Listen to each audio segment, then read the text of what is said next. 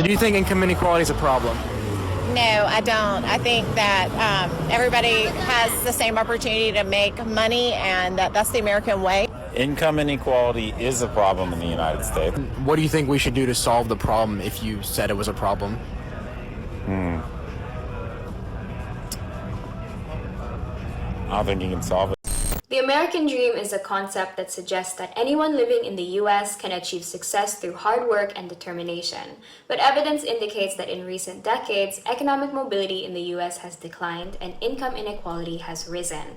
The living cost is on the rise. From soaring housing prices to increasing healthcare expenses, the burden of high living costs is evident, and people have taken to social media to express their concerns. American dream is dead.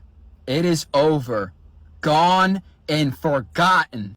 Can somebody explain to me in crayon eating terms why I make over 3 times the federal minimum wage and I cannot afford to live? And I do not want to hear the pull yourself up from your bootstraps, work 90 hours a week. That's not the goal, guys. That's not. That should not be our standard.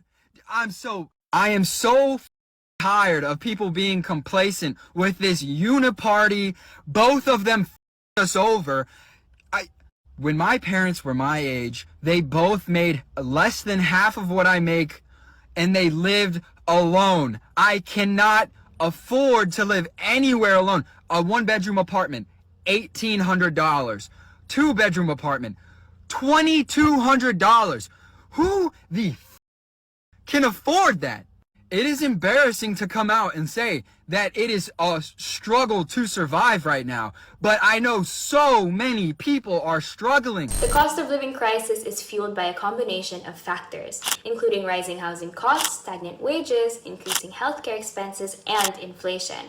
Housing prices in particular have skyrocketed in many urban areas, outpacing wage growth and making it difficult for people to find affordable housing. And a home in the city of Cupertino has just been sold over the $1.7 million asking price. Nothing really odd about that, right? Well, get this. It's a tiny home that would fit into most Bay Area apartments. Take a look at this 384 square foot home worth nearly $2 million.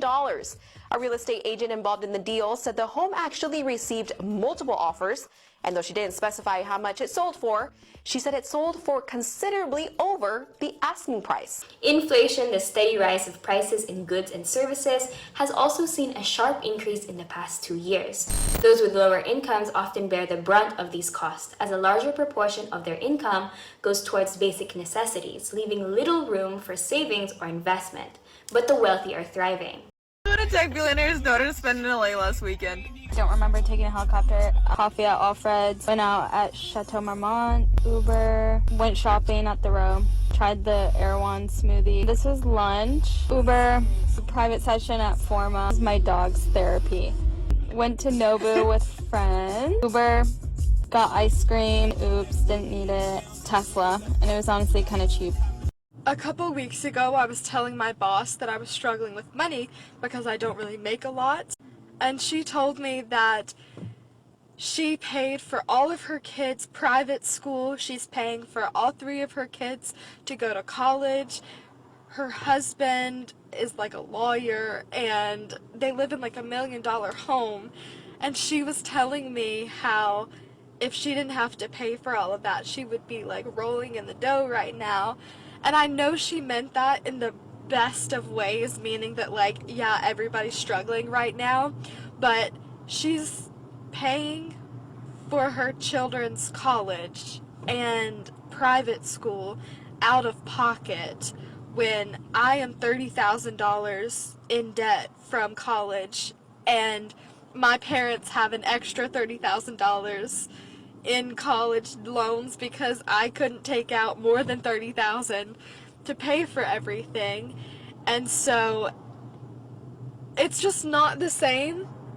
But I also know that she was trying to be relatable and relate to me, but it's not the same. Like, I'm struggling to afford groceries and you are paying for your kids' school out of pocket. Between 1985 and 2022, the median home sale price in the US climbed 423%, while median household income rose just 216%.